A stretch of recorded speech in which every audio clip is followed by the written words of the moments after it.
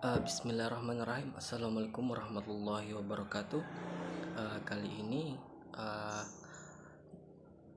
ada suatu tugas yang diberikan oleh dosen dari tasawuf, yakni mereview satu buah buku yang berjudul Sufi dari Zaman ke Zaman.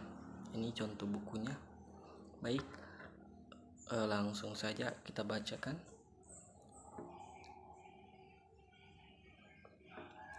Di bab 1 itu terdapat sumber tasawuf dalam Islam, di mana tasawuf secara umum adalah falsafah hidup dan cara tertentu dalam tingkah laku manusia dalam upaya merealisasikan kesempurnaan moral, pemahaman tentang hakikat realitas, dan bahkan kebahagiaan rohania.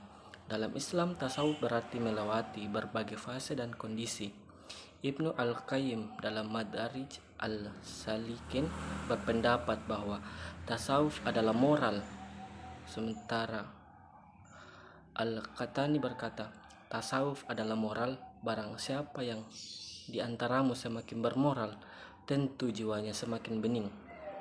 Apabila Al-Quran kita kaji secara mendalam, maka di dalamnya pun kita dapatkan berbagai bentuk hukum syar'i yang secara global dapat kita bagi menjadi 3 bagian utama. Bagian yang berkaitan dengan akidah, keimanan kepada Allah, bagian yang berkaitan dengan masalah-masalah cabang, furu, ibadah dan muamalah, dan bagian yang berkaitan dengan akhlak moral. Dan juga dengan munculnya para sufi yang juga seorang filosof, maka dalam Islam pun timbul menjadi 2 aliran tasawuf. Yang pertama itu tasawuf sunni yang berdasarkan pada Al-Quran dan Sunnah. Yang kedua tasawuf falsafi yang berdasarkan pemikiran para sufi sumber tasawuf. Menurut R.A. Nicholas dalam karyanya The Mystics of Islam, Islam yang pertama itu berasal dari Persia, yang kedua berasal dari sumber Kristen, yang ketiga ditimbah dari sumber India, yang keempat berasal dari sumber Yunani. Tasawuf pada awal pembentukan disiplinnya adalah moral keagamaan. Jelas, sumber tasawuf pertamanya adalah ajaran-ajaran Islam, sebab tasawuf ditimbah dari Al-Quran dan As-Sunnah. Dari Al-Quran, As-Sunnah itulah para sufi mendasarkan pendapat-pendapat mereka tentang moral dan tingkah laku, juga latihan-latihan rohania mereka yang mereka susun demi realisasinya tujuan-tujuan kehidupan mistis. Nah, beralih ke bab 2. Gerakan Sud atau biasa disebut asketisisme pada abad pertama dan kedua Hijriah. Sud atau asketisisme adalah fase yang mendahului tasawuf. Dalam Islam, asketisisme adalah hikmah pemahaman yang membuat para penganutnya mempunyai pandangan khusus terhadap kehidupan duniawi, di mana mereka tetap bekerja dan berusaha, namun kehidupan duniawi itu tidak menguasai kecenderungan kalbu mereka, serta tidak membuat mereka mengingkari Tuhannya. Faktor-faktor yang membuat asketisisme berkembang dalam Islam menurut beberapa ahli. Yang pertama, R.A. Nicholson menganggap asketisisme dalam Islam berkembang secara Islam, sekalipun memang agak terkena dampak Nasrani. Yang kedua, Ignaz Goldziher berpendapat bahwa tasawuf mempunyai 2 aliran, yaitu asketisisme yang mendekati semangat Islam serta ahlus sunnah, sekalipun terkena dampak asketisisme Masehi. Yang kedua, tasawuf yang terkena dampak Neoplatonisme dan ajaran-ajaran Buddha ataupun Hindu. Yang ketiga, Abu al-Ala Afifi. Dia mengatakan ada 4 faktor yang mengembangkan asketisisme dalam Islam, yaitu ajaran Islam itu sendiri, kedua revolusi rohani kaum muslimin terhadap sistem sosiopolitik, yang ketiga dampak asketisisme Masehi, yang keempat penentangan terhadap fikih dan kalam. Aliran-aliran asketisisme itu ada keempat, yang pertama aliran Madinah. Sejak masa Madinah telah muncul para asketis. Mereka kuat berpegang teguh kepada Al-Quran dan Sunnah, dan mereka menetapkan Rasulullah SAW sebagai panutan kesuhudannya. Tokoh mereka diantaranya Abu Ubaidah Al-Jarrah, Abu Dasar Al-Ghifari, Salman Al-Farisi, Sa'id bin Al-Musayyad, dan Salim ibnu Abdullah. Yang kedua, ada aliran Basrah. Menurut Masiknon, orang-orang Arab yang tinggal di Basrah berasal dari Bani Tamim. Mereka terkenal dengan sikapnya yang kritis dan tidak percaya pada hal yang real. Mereka terkenal menyukai hal logis dalam nahwu, hal nyata dalam puisi, dan kritis dalam hal hadis. Mereka adalah penganut aliran Ahlus Sunnah, tapi cenderung pada aliran Mu'tazilah dan Qadariyah. Tokoh mereka diantaranya Al-Hasan Al-Basri, Malik ibnu Dinar, Fadal Al-Raqasi, Raban ibnu Amru Qasim, Salil Am-Murri, atau Abdul Wahid ibnu Said. Yang ketiga itu ada aliran Kufah, di mana menurut Masiknon, aliran ini berasal dari Yaman. Aliran ini bercorak idealistis, menyukai hal aneh dalam nahwu, hal imagi dalam puisi, dan harfiah dalam hadis. Dalam akidah mereka cenderung pada aliran Syiah dan Raj'iyah. Tokoh mereka diantaranya Ar-Rabi ibnu Qasim, Sa'id ibnu Jubair, Tawus ibnu Kisan, Sufyan al-Thawri, Sufyan ibnu Uyainah, dan Abdu. Yang keempat ada aliran Mesir. Pada abad pertama dan kedua Hijriah terdapat suatu aliran asketisisme lain yang dilupakan para orientalis. Aliran yang bercorak Salafi ini adalah aliran Mesir. Sejak penaklukan Islam terhadap Mesir, sejumlah sahabat telah memasuki kawasan itu. Tokoh mereka diantaranya Salim ibnu Atar al-Taijibi, Abdul Rahman ibnu Hujairah, Nafi Al-Lais ibnu Sa'ad, Haya ibnu Surai, dan Abu Abdullah ibnu Wahab ibnu Muslim al-Misri. Karakteristik asketisisme Islam pada abad pertama dan kedua Hijriah. Yang pertama itu, asketisisme ini berdasarkan ide menjauhi hal duniawi demi meraih pahala akhirat dan memelihara diri dari azab neraka. Ide ini berakar dari ajaran Al-Quran dan Sunnah dan terkena dampak berbagai kondisi sosial politik yang berkembang dalam masyarakat Islam ketika itu. Yang kedua, asketisisme ini bercorak praktis dan pendiriannya tidak menaruh perhatian buat menyusun prinsip-prinsip teoritis atas asketisismenya. Yang ketiga, motivasi asketisisme ini adalah rasa takut yang muncul dari landasan amal keagamaan secara sungguh-sungguh. Kemudian Rabi'ah al-Adawiyah muncul dengan motivasi cinta kepada Allah yang bebas terhadap rasa takut terhadap azabnya maupun rasa harap terhadap pahalanya. Yang keempat, asketisisme. Sebagian asketis yang terakhir, hal ini ditandai dengan kedalaman membuat analisa. Bab ketiga, tasawuf pada abad ketiga dan keempat Hijriah. Dapat dikatakan bahwa abad ketiga Hijriah adalah abad mula tersusunnya ilmu tasawuf dalam arti yang luas. Para penulis pertama dalam bidang ini ialah Al-Muhasibi, Al-Kharras, Al-Hakim, Al-Tirmizi, dan Al-Junaid, yang mana mereka adalah para sufi abad ketiga yang Hijriah. Sejak itu tasawuf memasuki periode baru, yaitu periode intuisi, kasyaf, dan rasa zauq.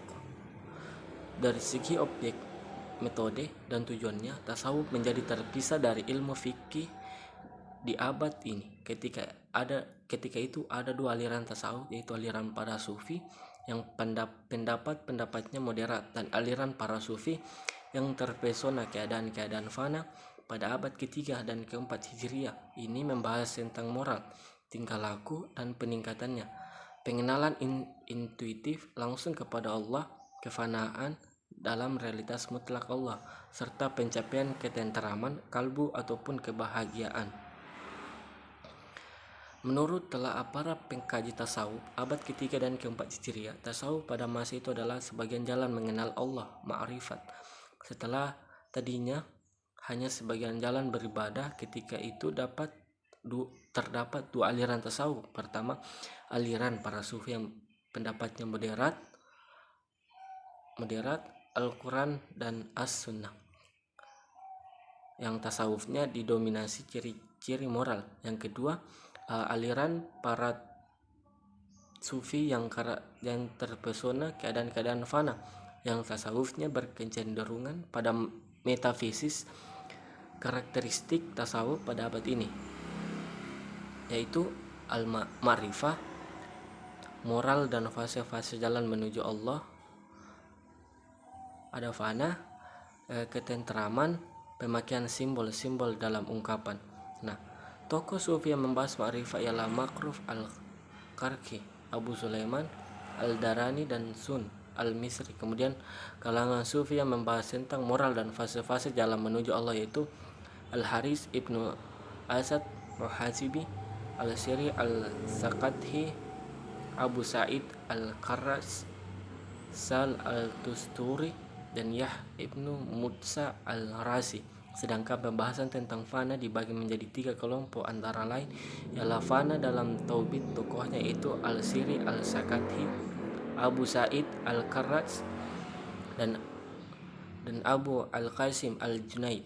Kemudian kelompok fana dan penyatuan dengan tokoh Abu Said Bustami. Selain itu ada kelompok fana dan hulul yang tokohnya yaitu Hallaj. Bab 4. Tasawuf Sunni pada abad kelima Hijriah. Pada abad kelima Hijriah cenderung mengadakan pembaharuan, yakni dengan mengembalikannya ke landasan Al-Quran dan As-Sunnah. Al-Qushairi dan Al-Harawi dipandang sebagai tokoh sufi paling menonjol karena membawa tasawuf ke arah aliran Sunni, yang kemudian diikuti oleh Al-Ghazali pada pangkal kedua abad itu. Karya Al-Qushairi yang terkenal yaitu Al-Risalah Al-Qushairiyah dan Manazil Al-Sa'irin ila Rabb al-Alamin, karya Al-Harawi. Dalam Islam, Al-Ghazali dipandang sebagai pembela terbesar tasawuf Sunni, yakni tasawuf yang berdasarkan doktrin Ahlus Sunnah wal Jamaah, juga berdasarkan kepada kehidupan yang asketis, kehidupan yang sederhana, pendidikan maupun pembinaan jiwa. Sebagai seorang faqih atau juris, dia berafiliasi pada aliran Syafi'iyah, dan sebagian seorang teolog dia berafiliasi pada Asy'ariyah. Karya-karya Al-Ghazali antara lain Maqasid al-Falasifah dan Taufat al-Falasifah. Selanjutnya itu di sini menurut Al-Ghazali, para teolog yang berusaha menjawab tantangan para filosof tidak benar-benar berusaha mengkaji ilmu para filosof sampai pada puncaknya. Kritik Al-Ghazali terhadap filsafat cukup keras, dan aliran batiniyah atau ta'limiyah yaitu mazhab Ismailiyah dari Syiah juga mendapat kritik dari Al-Ghazali. Fase-fase pencapaian rohani menurut Al-Ghazali itu al-tarik atau jalan, ma'rifah, fana dalam tauhid atau ilmu mukasyafah atau pengungkapan ilmu mukasyafah secara simbolis dan kebahagiaan. Nah, selanjutnya itu ada bab 5, tasawuf filosofis, di mana tasawuf filosofi ialah tasawuf yang ajaran-ajarannya itu memadukan antara visi mistis dan visi rasional. penggagasannya, dengan kata lain menggunakan terminologi filosofis. Terminologi filosofis tersebut berasal dari ajaran filsafat yang cenderung memengaruhi para tokoh-tokohnya. Tasawuf ini muncul pada abad ke-6 Hijriah. Ciri umum tasawuf ini ialah kesamar-samaran ajarannya. Akibat banyaknya ungkapan dan peristilahan khusus yang bisa dipahami oleh mereka yang memahami ajaran tasawuf jenis ini. Adapun tokoh zaman tersebut yang merupakan tokoh sufi aliran filosof yang mereka adalah para sufi yang berdasarkan pemikiran diantaranya itu Ibnu Khaldun. Dia adalah salah satu dari tokoh tasawuf filosof karena corak pemikirannya dipengaruhi oleh pemikiran-pemikiran filsafat Yunani. Yang kedua, Al-Surawardi, Al-Maqtul, dan Hikmah al-Isyraq.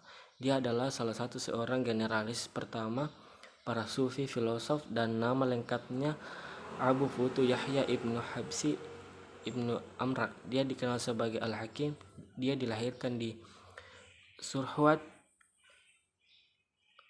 Ia adalah penyusun kitab Awarif Al-Ma'rifah. Dan selanjutnya sebagian para sufi filosof begitu didominasi perasaan cinta ilahi yang mereka ungkapkan dalam bentuk puisi secara filosofis. Para penyair cinta ilahi dan kesatuan penyaksian antara lain adalah Ibnu Al-Farid dengan karya Sultan Al-Askin dan Jalaluddin Al-Ruma, yang salah satunya yaitu di Diwan Syams Tabriz. Ibnu Khaldun menyimpulkan ada 4 objek perhatian para sufi filosof, yaitu yang pertama latihan rohania dengan rasa intuisi serta introspeksi diri yang timbul darinya. Yang kedua, ilminasi ataupun hakikat yang tersingkap dari alam gaib. Yang ketiga, peristiwa dalam alam maupun kosmos yang berpengaruh terhadap berbagai bentuk kekeramatan dan keluar biasaan. Yang keempat, penciptaan ungkapan yang pengertiannya sepintas samar-samar. Di Andalusia muncul tasawuf panteisme lewat tangan Ibnu Arabi dan Ibnu Sabi'in. Tasawuf panteisme itu tasawuf yang berpendapat bahwa hanya ada satu wujud sementara, yaitu wujud Allah. Bentuk jama yang terlihat dalam alam semesta adalah ilusi yang menguasai keterbatasan akal budi. Ringkasannya, menurut mereka itu wujud adalah satu, tidak jamak. Kesatuan wujud menurut Ibnu Arabi yaitu bahwa hal yang mungkin adalah wujud Allah semata, sementara beraneka dan jamaknya yang ada tidak lain hanyalah hasil indra-indra lahirnya serta akal budi manusia yang terbatas, yang tidak mampu memahami ketunggalan segala sesuatu. Sedangkan menurut Ibnu Sabi'in, wujud adalah satu alias wujud Allah sementara. Wujud-wujud lainnya hanya wujud yang satu itu sendiri. Yang selanjutnya itu beralih ke bab 6, bab terakhir, yaitu tasawuf para pendiri tarikat. Pada abad ke-6 dan ke-7 Hijriah berkembang tasawuf filosofis dan tasawuf sunni sebagai kelanjutan dari Al-Ghazali. Dalam periode inilah kata-kata tarikat pada para sufi dinisbatkan bagi sejumlah pribadi sufi yang bergabung dengan seorang guru atau syekh dan tunduk di bawah aturan-aturan terinci dalam jalan rohania.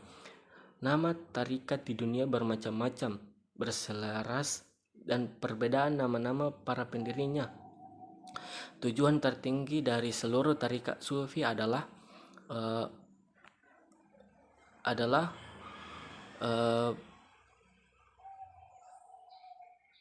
bercorak moral, yaitu seperti penyucian diri, kejujuran amal, kesabaran, kekhusyuan, cinta orang lain, tawakal, dan keutamaan lainnya yang diserukan Islam.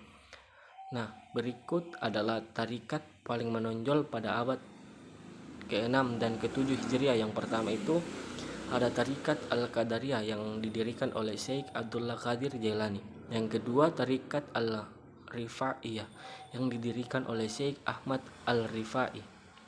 Yang ketiga, tarikat Al-Suhrawardiyah yang didirikan oleh Abu Al-Najib Al-Suhrawardi dan Sibuddin Abu Has Umar Al-Suhrawardi Al-Baghdadi.